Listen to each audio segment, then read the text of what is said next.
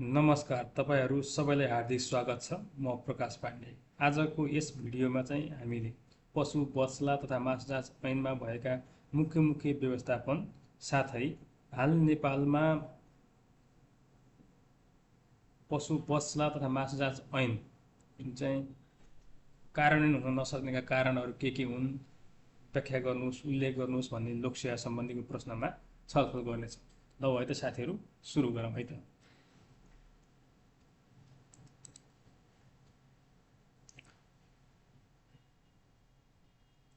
जुन छ आजको प्रश्न पशु बस्लामा हैन मासुजात ऐन 2055 मा रहेका मुख्य मुख्य व्यवस्थाहरू के छन् हैन, साथै हाल नेपालमा पशु बसशाला तथा मासुजात ऐन लागू भएको छ, तर यसको नेपालभरि कार्यान्वयन हुन नसक्नुको कारण के हुन्, आफ्नो तर्क दिनुहोस् भन्ने प्रश्न रहेको छ।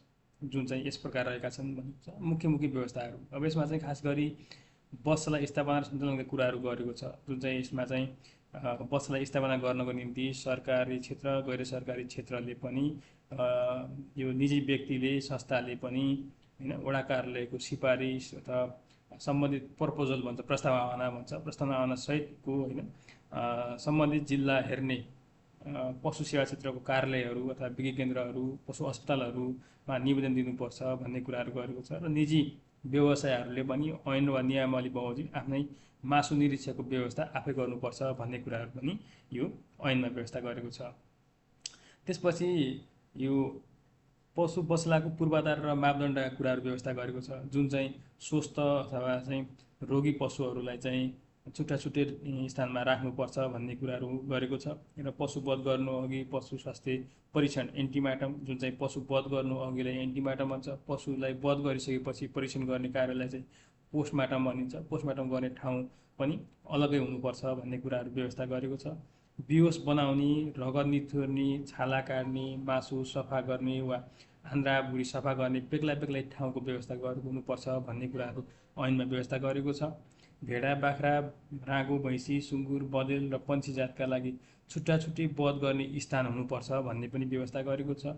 शीत भण्डारण अथवा कोल्ड स्टोर, पर्याप्त मात्रामा चिसो तातो हैन र फोहोर र हल निकासको चाहिँ उचित व्यवस्थापन गरेको हुनुपर्छ भन्ने कुराहरू गरेको छ। र त्यो सँगसँगै चाहिँ अर्को अनिवार्य स्वास्थ्य परीक्षणका कुराहरू गरेको छ हैन। पशु वध गर्नु पूर्व चाहिँ परीक्षण गर्ने जुन एन्टिमार्टम छ, वध गर्नु अघि पशुलाई अनिवार्य रूपमा चाहिँ परीक्षण गर्नुपर्ने छ। जुन चाहिँ परीक्षण गरी मानिसले चाहिँ उपयोग गर्न योग्य छ या स्वस्थ छ या छैन के छ त भन्ने कुराहरूलाई चाहिँ जाँच गर्नुपर्ने छ। र जाँच गरिसकेपछि योग्य छ भने वध गर्न अनुमति दिन्छ भन्ने कुराहरू गरेको छ। र वध गरिसकेपछि फेरि पोस्टमार्टम कुराहरू गरेको छ। वध गरिसकेपछि मासु र भित्री अङ्गहरूको निरीक्षण गरिन्छ। जुन चाहिँ अयोग्य वा दूषित मासुहरू भएमा चाहिँ त्यसलाई चाहिँ पूर्ण रूपमा चाहिँ सुरक्षित रूपमा चाहिँ नष्ट वा तह लगाउनु पर्ने छ भन्ने कुराहरू गरेको छ। त्यसपछि अर्को छ व्यवस्था गरेको मासु विक्रेताको अनुमति पत्र, लाइसेन्स हैन, कुनै पनि मासु बिक्री वितरण गर्नका निम्ति चाहिँ अनुमति लिनुपर्ने छ भन्ने कुराहरू गरेको छ। यो अनुमति लिनका लागि चाहिँ हैन विभिन्न व्यक्ति संस्थाले चाहिँ सम्बन्धित वडा कार्यालयमा दरखास्त दिने र मासु निरीक्षक र सुपरिवेक्षकको अनुगमन र प्रतिवेदनपछि मात्र इजाजत पत्र प्राप्त गर्न सक्नेछ भन्ने व्यवस्था गरेको छ। त्यसपछि अर्को छ मासु बिक्री वितरण र सरसफाइका नियमहरू पनि छन्। यसमा चाहिँ खास गरी यो बिक्री वितरण गर्दाखेरि आधिकारिक रूपमा चाहिँ मासु निरीक्षकले छापा चिन्ह लगाएको मासु बिक्री गर्नुपर्छ भन्ने कुराहरू गरेको छ हैन। मासुमा पानी छाप्न, मासु पानीमा डुबाउन अथवा भिजेको कपडाले ढाक्न पाइँदैन भन्ने कुराहरू व्यवस्था गरेको छ। मासुको आकर्षण बढाउनका निम्ति विभिन्न किसिमका केमिकलहरू, रङ, औषधिहरू, रसायनहरू चाहिँ राख्न सख्त मनाइको व्यवस्था पनि गरेको छ। आन्द्रा, भुँडी, टाउको, खुट्टा जस्ता भागहरू सामान्य मासुसँग नमिसाई बेग्ला बेग्लै राखेर बिक्री गर्नुपर्छ भन्ने कुराहरू पनि व्यवस्था गरेको छ। ठिक छ। त्यसपछि अर्को छ कामदारको स्वास्थ्य र सुरक्षाका कुराहरू छ। बसशालामा काम गर्ने कामदारहरूले चाहिँ प्रत्येक 6 महिनामा चाहिँ स्वास्थ्य परीक्षण गराई निवृत्तताको प्रमाणपत्रहरू पेश गर्नुपर्छ भन्ने कुराहरू गरेको छ हैन। क्षयरोग, छाला सम्बन्धीका रोग वा अन्य सङ्क्रमण रोग लागेका व्यक्तिहरूलाई चाहिँ बसशालाभित्र प्रवेश गर्न वा काम गर्न दिइने छैन भन्ने कुराहरू गरेको छ। त्यसै गरी अर्को छ नेपालमा पशु बसशाला र मासु जाँच ऐन 2055 तथा सो सम्बन्धी नियमावलीमा लागू भएको लामो समय भइसकेको भए तापनि देशभर यसको पूर्ण प्रभावकारी रूपमा कार्यान्वयन हुन सकेको छैन। यसका मुख्य कारणहरूलाई चाहिँ निम्न अनुसार तर्कसहित प्रस्तुत गर्न सकिन्छ भन्ने कुराहरू लेख्ने। यो चाहिँ के हो भने नेपालमा चाहिँ पशु बसला माछा ऐन 2055 चाहिँ देशैभरि होइन कार्यान्वयन हुन नसकेको कारणहरू के हुन् त भन्ने कुराहरूलाई हामीले प्रस्तुत गर्दैछौँ। जस्तै एउटा चाहिँ पर्याप्त पूर्वाधार र शीत भण्डारको अभाव होइन, जुन नेपालमा चाहिँ ऐन अनुसार चाहिँ पशु बसला होइन एन्टिमार्टम पोस्टमार्टम परीक्षणका लागि छुट्टा छुट्टै ठाउँ, आधुनिक उपकरण, स्वस्थ पानी, ढल निकास र कोल्ड स्टोर होइन जस्ता अनिवार्य हुनुपर्छ। तर चाहिँ अधिकांश स्थानीय तहहरूमा यस्ता पूर्वाधारयुक्त आधुनिक बसला निर्माण हुन सकेका छैनन् र पर्याप्त बजेट र प्रविधिको कमीले गर्दा परम्परागत तथा असुरक्षित तरिकाले मासु काट्ने र बेच्ने क्रम रोकिएको छैन भन्ने कुराहरू लेख्ने। त्यसै गरी दक्ष जनशक्ति वा मासु निरीक्षक वा पशु चिकित्सकको कमी होइन। ऐनको सफल कार्यान्वयनका लागि प्रत्येक बच्चालाई र मासु पसलमा चाहिँ नियमित अनुगमन र जाँच गर्ने पर्याप्त सङ्ख्यामा चाहिँ भेटनरी डाक्टर अथवा पशु चिकित्सक तथा प्रशिक्षक मासु निरीक्षक होइन मिट एक्सपर्ट हुन्छ आवश्यक पर्छ। नेपालका धेरै स्थानीय तहहरूमा चाहिँ पशु चिकित्सक र प्राविधिक जनशक्तिको दर पनि नै रिक्त वा अत्यन्तै सीमित रहेको छ भन्ने कुराहरू उल्लेख गर्ने। ठिक छ। त्यसै गरी तिनै तहका सरकारहरू बिचको समन्वयको कमी जुन चाहिँ नेपालमा सङ्घीयताको ढाँचामा गएपछि मासु तथा बछला व्यवस्थापनको मुख्य जिम्मेवारी स्थानीय तह गाउँपालिका नगरपालिकामा आएको छ। तर चाहिँ तिनै तह सङ्घ प्रदेश र स्थानीय तह बिच प्रभावकारी समन्वय नहुनु, स्थानीय तहले यस विषयलाई चाहिँ आफ्नो प्राथमिकता निस्किन्छु सङ्घ प्रदेश र स्थानीय तह बिच प्रभावकारी समन्वय नहुनु, स्थानीय तहले यस विषयलाई चाहिँ आफ्नो प्राथमिकता नराख्नु र स्पष्ट कार्ययोजना नबनाउनुले पनि यो ऐन कागजमै सीमित हुन पुगेको छ भन्ने कुराहरू लेख्ने है साथीहरू। ठिक छ, बुझिरहनु भएको छ होला। त्यसपछि उपभोक्ता र व्यवसायमा चेतनाको कमी होइन। अब उपभोक्ताहरूले पनि मासुको प्रयोगका निम्ति होइन ताजा मासुको नाममा चाहिँ भर्खरै काटिएको वा छाप लगाएको मासु खरिद गर्ने बानी चाहिँ उपभोक्ताहरूमा छ। तर मासुको गुणस्तर र सरसफाइको महत्त्वपूर्ण बारे है उपभोक्ता सचेतनामा कम छ होइन। त्यसै गरी व्यवसायी हिसाबमा चाहिँ परम्परागत रूपमा चाहिँ मासु व्यवसाय गर्दै आएका व्यवसायहरू नयाँ मापदण्ड र नियम पालना गर्न वा पूर्वाधारमा लगानी गर्न चाहिँ हिचकिचाउँछन् भन्ने कुराहरू भयो। त्यसै पितलो अनुगमन र दण्ड सजायको कमजोर कार्यान्वयन है 5औं पोइन्टमा छ। ऐन र नियमावलीमा रोकिएका मापदण्ड विपरीत दूषित मासु बेच्ने, मासुमा चाहिँ पानी छ्याप्ने वा अस्वस्थ र पशु वध गर्नेहरूलाई चाहिँ कडा कानुनी कारबाही र अनुगमन गर्ने संयन्त्र कमजोर छ। जुन चाहिँ नियमित प्रभावकारी बजार अनुगमन नहुँदा नियमावली उल्लङ्घन गर्नेहरूले पनि सहजै उन्मुक्ति पाइरहेका छन् भन्ने कुराहरू लेख्ने। त्यसपछि 6 नम्बरमा छ साना व्यवसायहरूको विस्थापनको डर र विकल्पको कमी। नेपालमा मासु व्यवसाय प्राय साना तथा परम्परागत व्यवसायहरूले सञ्चालन गर्दै आइरहेका छन्।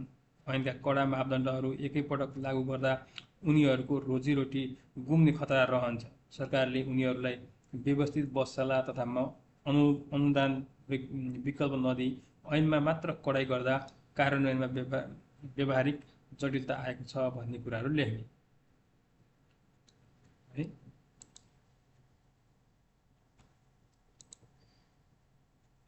त्यसै गरी अर्को छ भौगोलिक विविधता र पूर्वाधारको कमीका कुराहरू छन् होइन। यसमा चाहिँ एकदम भौगोलिक विविधता जुन चाहिँ हिमाल पहाड तराई क्षेत्रमा चाहिँ होइन विभिन्न किसिमको यातायातको होइन सञ्चारको ढुवानीको मापदण्ड यस्ता कुराहरू चाहिँ कमजोर छन् भन्ने कुराहरू उल्लेख गर्ने। जनशक्ति र प्रशिक्षणको कमीको कुराहरू आइसकेका छ होइन। त्यसै गरी सचेतनाको अभाव पनि आइसकेका छ होइन। प्रशासनिक चुनौती अब यो चाहिँ के छ भने नेपालको प्रशासनिक प्रणालीमा चाहिँ विभिन्न तहका समस्याहरू छन्। स्थानीय तह, प्रदेश र सङ्घीय सरकारले ऐन कार्यान्वयनमा चाहिँ एकरूपता र समन्वय गर्न सकिरहेको छैन। जुन चाहिँ यो ऐनको कार्यान्वयनका निगरानीमा चाहिँ गरे संयन्त्रहरूमा चाहिँ स्पष्ट र सक्रियताको अभाव छ भन्ने कुराहरू लेख्ने।